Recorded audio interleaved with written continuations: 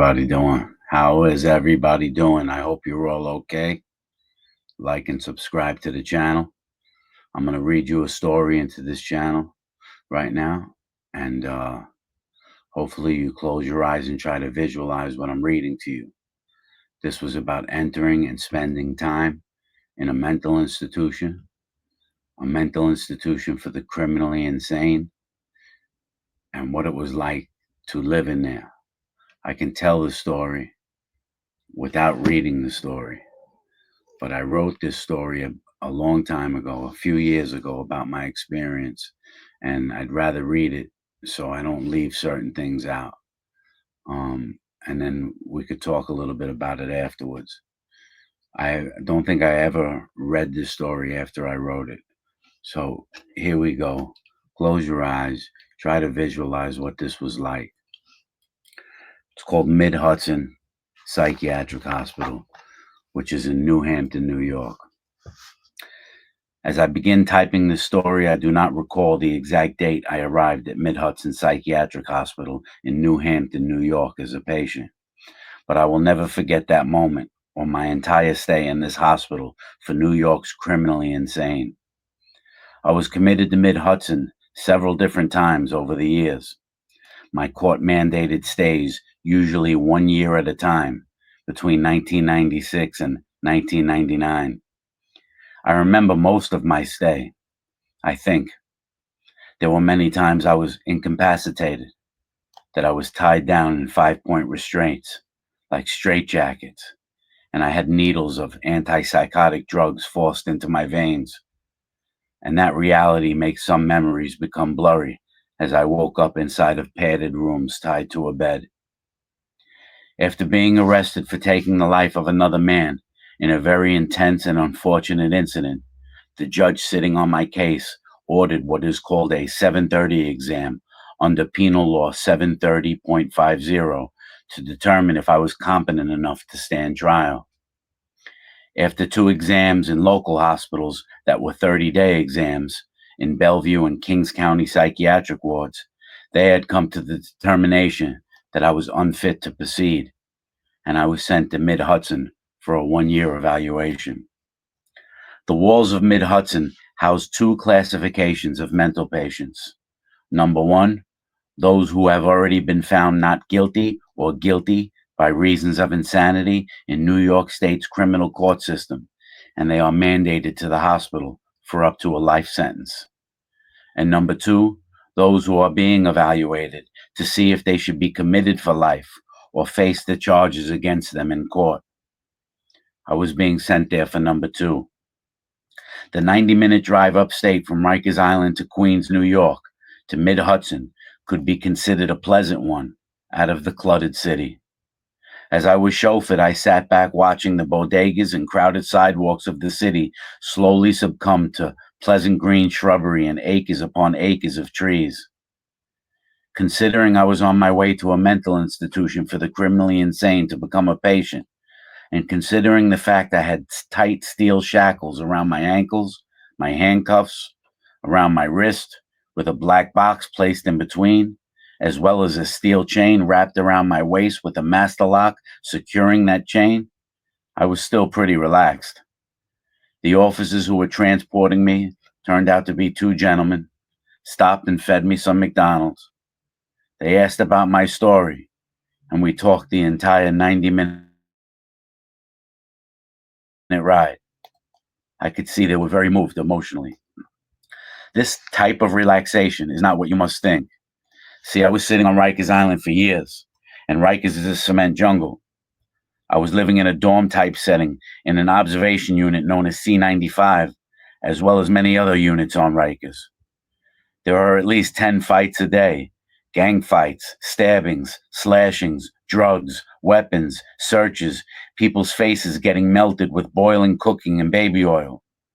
So being transferred to Mid-Hudson, and at that moment being transferred in a sheriff's car instead of a cold steel cage prison bus with no windows, I guess I considered a little more relaxing. The problem was, I did not know what I was in store for. I didn't know what was coming. What and who Mid-Hudson Psychiatric actually housed. As we approached, I could see the rows of glistening razor wire around the fences. The windows I had become all too familiar with, secured with steel mesh gate. My escorts pulled up to a razor-covered 20-foot-high entrance, and 2 armed officers approached the car to inspect their credentials. Once cleared, the fence was open. We pulled into a port between 2 locked fences, and the car was searched, mirrors used to search underneath it. The escorting officers turned over their weapons to be secured, and once this was done, the second gate was open, and we were permitted to enter the grounds of the hospital. I was brought directly to the infirmary. After some paperwork was signed, I was turned over to the custody of the hospital from the jail. I would have to say, in my experience, going to any hospital is better than going to jail or prison, even if it's a mental hospital. Hospitals are clean. The nurses can be polite. I went through their intake routine: temperature, height, weight, blood pressure, given clean clothes, asked what medications I was on. I was asked many questions about my mental and emotional state. They were comforting. One of the TAs, which is what they call like almost guards, people that look after you, escorted me from the medical building to an adjacent building where I was to be housed. TA is what we called the workers that watch the patients daily, also used to restrain patients and keep the overall order. The grounds of the hospital were spotless: trees and bushes, grass fields and flowers. I remember walking to the front door, which was locked. The TA unlocked the door and we walked upstairs. I could still hear the echo of our feet in the cold stairwell. Once at the top of the stairs, we came to another locked door and we were buzzed in. When I stepped through that door, I was standing in the hallway of where I would be living. Standing in the hallway with New York's most mentally ill killers, rapists, kidnappers, psychopaths, robbers, cannibals, arsonists, you name it. I had just missed a murder where one patient strangled another one to death days before. One staff person introduced themselves and led me to a room I would be staying in. I immediately saw that the room was decent. It had real furniture, but it was a 4-man room. This meant that me and 3 other men would share the room. There was a bed in each corner with dressers creating a partition. The 3 other men that occupied the room were all present when I entered, sitting on their beds just staring at me like I arrived from another planet. I could tell right away that these men did not just have mental problems. They were not just mentally ill. These guys were crazy. I placed the white, hard, starchy bedding, the green military blanket, the hard, small white towel, and cosmetics I was given on the bed. I turned to face my new roommates. This is a moment I will never forget. I looked at the first guy, a black man in his mid-30s, slim, balding, and said, "What's your name?" He didn't answer. He just stared. I then asked, "How long have you been here?" "7 years," he replied. "What did you do?" I asked. "Rape," he responded. Not happy, I then focused my attention on the second guy and asked the same questions. "What are you here for?" "Rape," the second man replied after being in the hospital for 11 years. As my stomach was turning more and more, I looked at the third guy. I will never forget. And I asked, "What's your name?" "Lyndon," he answered. "How long have you been here?" 14 years, he replied. "What did you do?" I asked. "Rape," he answered. At this point, I just didn't know what to say. So I said in a flabbergasted type of way, "Was she cute at least?" "It was my mother," he replied. I needed to pick this guy's brain immediately. "Mind if I ask you a few questions?" Lyndon was a black man, about 50 years old, from England. He possessed that English accent. So I asked him, "Why would you rape your own mother?" "She liked it. She wanted me to do it. I did it almost every day," he replied. I said, "So why did she call the police on you and have you arrested then?" He looked me right in my face and he started laughing out loud. And he said, "She didn't want it this day." What Linda did was absolutely nothing compared to what New York's criminally insane had to offer. It is impossible to help you truly decipher the feelings, the emotions, and the overall feel of this place. But if you ever watched the classic movie One Flew Over the Cuckoo's Nest, with many famous actors and actresses, that's as close as it gets. This movie does an excellent job of my reality at the time. After listening to the stories of my new roommates, I approached one of the TAs and asked to be moved into another room within 15 minutes of arriving in the hospital. When asked why, I explained I wasn't staying in the room with 3 rapists. He said that over 50% of the patient population had sexually related charges. I just looked at him and said, if you put me back in that room right now, one of them is getting sent to the emergency room. I was told to stand in the hallway by the desk, and 5 minutes later, I was switched to a mental observation room, a 12-man room on the constant suicide watch. This observation room was a big room with 12 beds along the walls and a small gray footlockers between each bed. I was next to Manny, a 26-year-old Spanish guy who was tall and rail thin. After being in the hospital several days, I discovered Manny killed his entire family. As we were sitting in the room, I just said, "Hey, Manny, can I ask about why you're here?" He then told me his story, why and how he killed his mother, father, brother, and cousin as they all slept. In providing you with the quick version, Manny stated that his father sexually molested him since he was a child. At age 16, he approached his mother about the abuse, but his mother threatened him, warning she would go to the police and he would be thrown to the streets. So the abuse continued, especially when his father was drunk. So one evening as they all slept, Manny took his father's gun, went room to room, and killed the entire family. When I met him, he had been in the prison hospital for about 11 years. One morning, about 2 o'clock in the morning, as the lights were out and everybody was sleeping, Manny came crawling up to my bed on his hands and knees. He started to shake me. "Did you see what just happened? Did you see what they did?" he screamed. "The TA just came in here and raped me." He was shaking. He was scared. He believed what he was telling me. The thing is, it didn't happen. I was in bed and nobody had entered the room. So was Manny abused by his father and it screwed him up for life mentally? Or did Manny kill his entire family because he was delusional?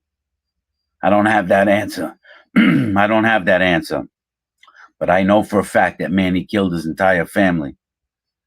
As I'm on the topic of Manny, I'll mention one more story about him. In the decades in juvenile detention centers, in my decades in jails, in prisons, in mental hospitals, and in all the years I have ended up in my intense life, people have asked me what is one of the craziest things I ever saw. It's hard to pick the craziest, but what I saw Manny do was in the top 3. After eating our meal, we would walk back to the mess hall to the housing unit because there are 2 different buildings that entailed us going outside. We would be escorted by several TAs. We had to walk in order. There was always control. The men around me were the state's most mentally ill killers and rapists and thieves. On our walk back, patients would be permitted to sit in the grass and smoke cigarettes. We were able to relax in the sun a little bit before they took us back into the building.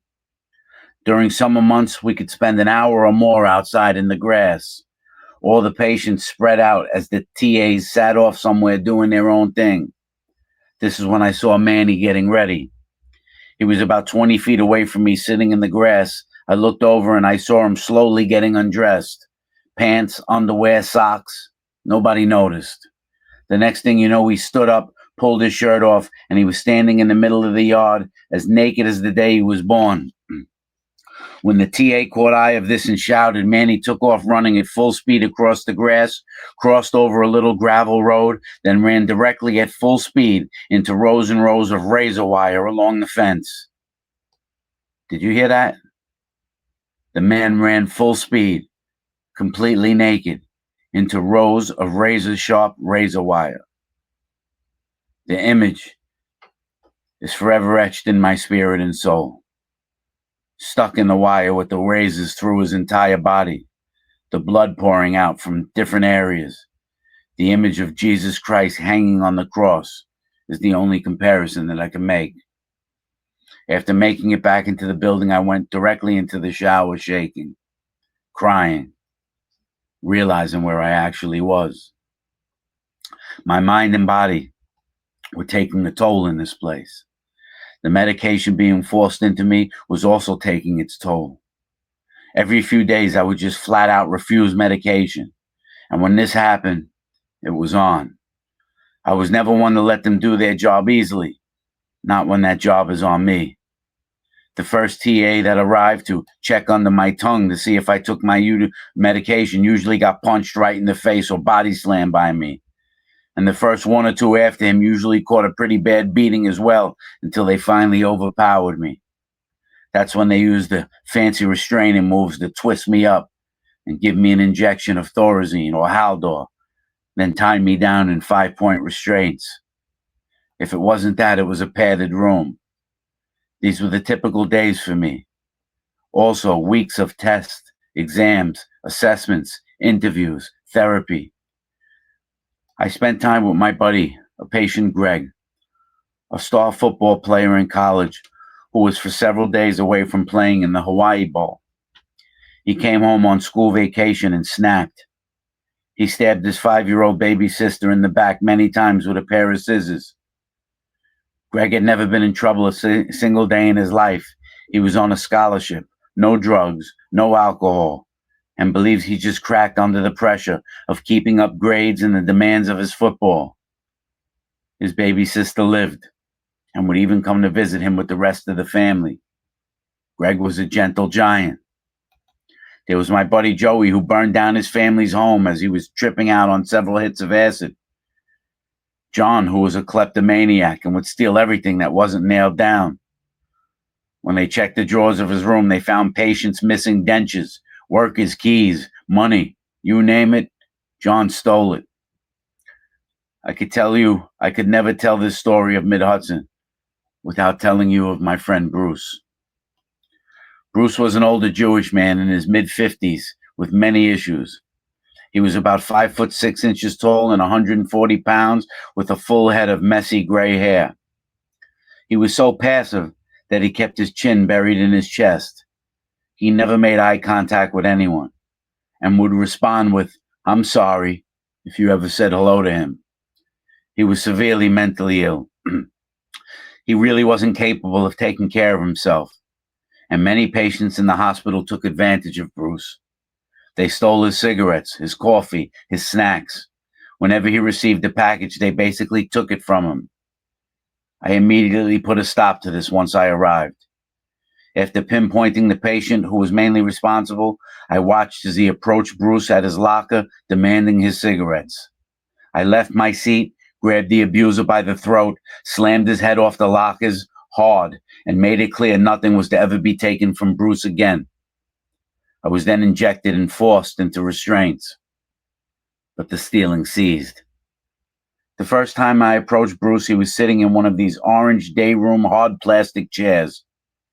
There were about 50 of these chairs for patients to just sit and relax during the day and veg out on their medication. The front row was reserved for those who were on observation. Upon waking up and walking into the day room, you would see the men in the same places by choice, rocking back and forth, moving with involuntary fingers, hands, legs, and head movements. I would watch as the men sat there with their tongues going in and out of their mouths, a side effect from one of the common medications called Haldor. I was surrounded by numerous diagnoses, all types of conditions. When I sat next to Bruce and said hello without making eye contact, he just uttered the words, "I'm sorry." I asked if he knew where he was. "A hospital," he responded. I asked if he knew the name of the hospital. He did not. He was a patient at Mid-Hudson for approximately 7 years and didn't know the name of where he was.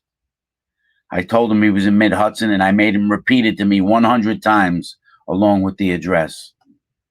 I then asked him if he knew what year it was. He did not.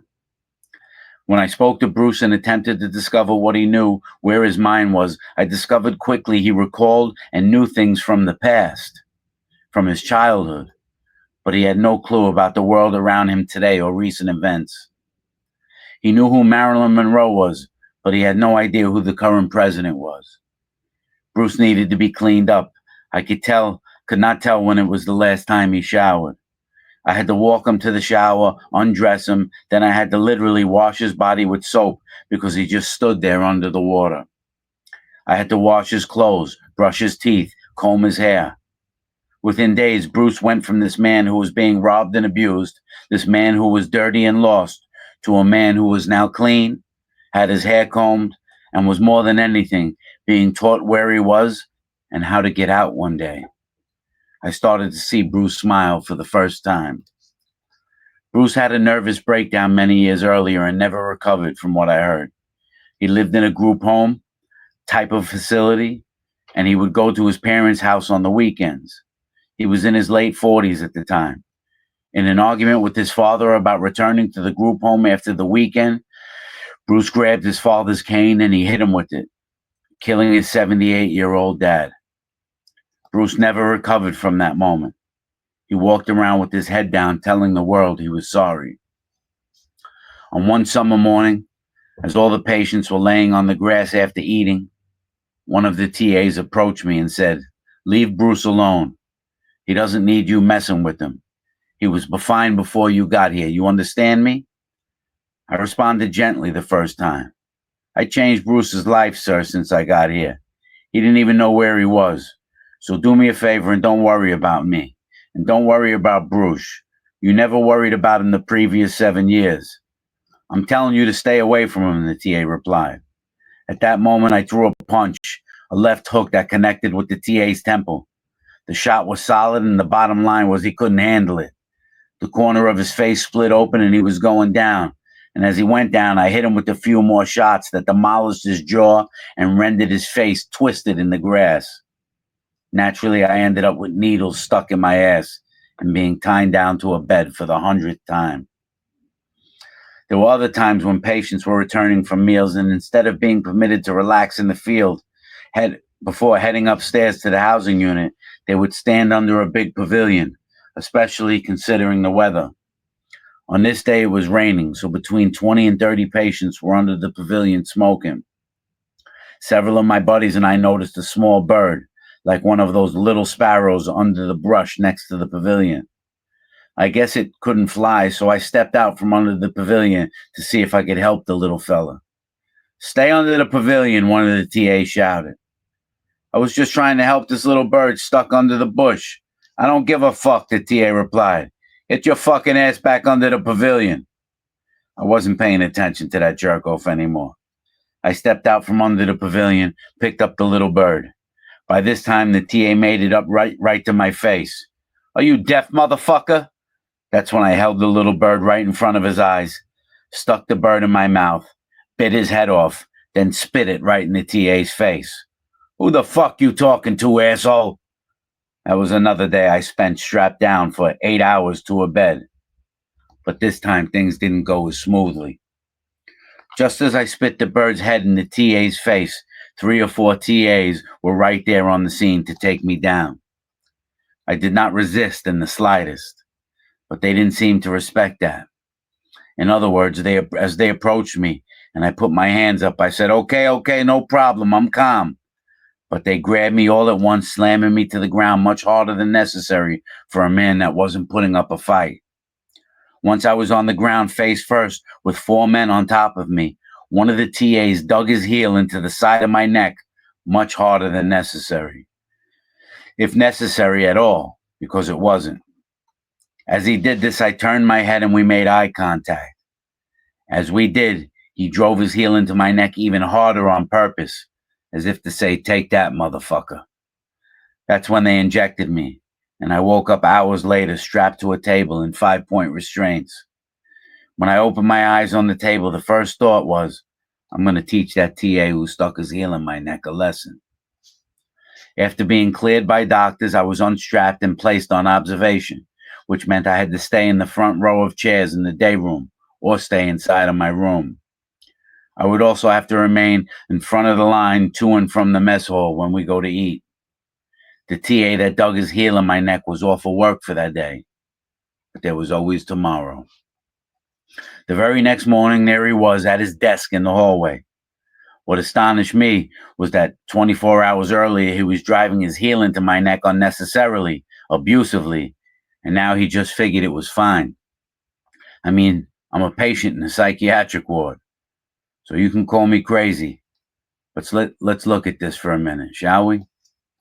As I stated earlier in my room, when they came to restrain me, I clearly said to them with my hands raised in the air in a gesture that I was giving up. I said, okay, I'm calm. Yet this so-called tough guy wanted to purposely hurt me for either reasons of his own thrill, his hate towards patients, whatever it was. Now he was going to learn the hard way. As this abusive, sloppy, fat TA was leaning back in his chair with his legs stretched out and his feet up on the desk, he was reading the morning newspaper and holding it spread open right in front of his face, not capable of seeing anyone approaching him. I knew the restrainers used many techniques with pressure points, bending the arms and wrists into positions to make you submit. I went into my room and rubbed baby oil on my arms, neck, ankles, wrists, and hands. I then walked out of the room directly toward the TA and in lightning speed threw my left arm around both of his ankles that were extended out onto the desk and locked his legs in a vice grip. He never saw it coming as I ripped him out of the chair and onto the floor. Once he hit the floor, because his ankles and legs were locked in my grip, like having a chokehold or a full Nelson on his ankles, I pulled his feet closer to me and threw his sneaker bit down on his big toe like a savage pit bull. Yes, I got that sneaker deep into the back molars of my mouth, and I crushed down with such pressure I could hear two things. I could hear him screaming in outstanding pain, "Help! Help! Help me!" And I could hear the bones of his foot crushing and breaking in the back of my jaw. Within seconds, TAs arrived, attempting to save him, using all their strength to pull me off of their partner, and they had no success. They started punching and kicking me, grabbing me by the face in attempts to get me off, but nothing worked. I was literally curled up in fetal position with my arm still locking his ankles around in a grip, and regardless of what punches, kicks, and things I was being hit with, I continued crushing that big toe and foot inside of my mouth. When they finally overpowered me with a handful of men and pulled me off, I looked at the TA on the floor screaming, crying like a baby, wondering how it could happen to him. After being medicated and strapped down for an extended amount of time, and then being placed in a padded room for some time, one TA informed me that the bully I bit had his big toe and foot completely shattered. That TA decided he did not want to work at Mid-Hudson Psychiatric Hospital anymore, and he remained walking with a cane after several surgeries on his foot. I guess that seized his behavior from abusing mental patients in a hospital. And of course, I felt terrible for biting the bird's head off. It bothered me, but that TA needed to be put in check. There are countless stories that transpired through my years at Mid-Hudson.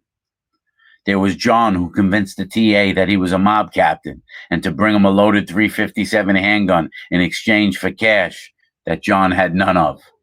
When the TA actually brought him the gun, John pulled it out of the bag, pointed it at the TA, and just handed it to him and said, "Now walk me out the door, asshole." John escaped. One morning I woke up and couldn't find Bruce. When I walked into the bathroom, he was standing in the mirror brushing his own hair. He had just taken a shower on his own. He dressed himself in clean clothes. He brushed his teeth and hair. Instead of his pants being pulled up to his chest like usual, he had them normally around his waist. It was the first time he did it on his own in years. I cried. It meant a lot to see Bruce taking care of himself. "Bruce, my brother, you decided to take care of yourself today," I asked. "Yeah," he replied, looked at me and smiled with this little smile he had. It felt awesome. I remember the day they sent me back to Rikers Island jail from Mid-Hudson. I'll never forget the men locked in that place. Some were so mentally ill and dangerous they should be there forever. Other men were just depressed and lost and sick but hurting. It was all deeply sad and extremely emotional for me to watch and live with. I tried to protect all the patients there. I cared for them. I got them what they needed. I allowed nobody to bully or take advantage of the truly sick in there. It's many years later and I still cry for them. The morning I was leaving, I walked into Bruce's room as he was sitting on his bed. I explained to him that the courts were transferring me back to jail. I explained that it was likely we would never see one another again in life. I could see he was really scared. I knew what he was thinking and feeling. He was worried others would bully him again. He was grateful for the many times I fought and stood up for him. He was sad I was leaving. "Give me a hug, Bruce," I said. He stood up and I wrapped my arms around him. "Look at me, Bruce, look at me." When he looked at me, I said, "I love you, Bruce. You will be okay. You just stay strong." I was crying as they put the handcuffs on me to take me back to jail. My chin rested on my chest now. Not for any other reason that I was worried about Bruce. That was a story about Mid-Hudson. Mid-Hudson was insane. That story does not scratch the surface of what it's like to live with the criminally insane. It was a emotional and powerful place. I was sent there for an evaluation to see if I was fit to stand trial. It was part of my plan to go there. After I slit my throat and slit my face in front of the judge when he offered me 20 to life, I knew I had to do something to get that life off of my sentence. I may have been a bit crazy for real, but I also knew what I was doing at the same time. I was sent to Mid-Hudson Psychiatric Hospital 3 different times because at the end of the first year, they found me unfit to proceed. That means they felt that I was insane. And they sent me back to Rikers Island, and that's the report that Mid-Hudson gave to the judge. 6 doctors from something called HFC, which is the Hospital Forensic Committee, stated that they did not feel that I understood the charges against me, and they did not feel that I could assist my attorney in a rightly fashion. And so their legal conclusion was unfit to proceed. I stayed on Rikers Island for about 6 months as all those court proceedings took place, and then I would get sent back to Mid-Hudson for another 1-year evaluation. I would spend another year in padded rooms without coming out for weeks or months at a time. The drugs that they were giving me put me into another world. I was starting to have involuntary movements where my hand was going like this and my tongue was coming out of my mouth and my head was moving, just like you see with a mental patient. They were doing that to me. They were making it. Thankfully, I had someone who was very powerful in New York City come up and get them to change my medication. I had a doctor come up and meet with the doctors from the psychiatric hospital because they were medicating me with the wrong medications. See, there's a whole psychology to what I did in there.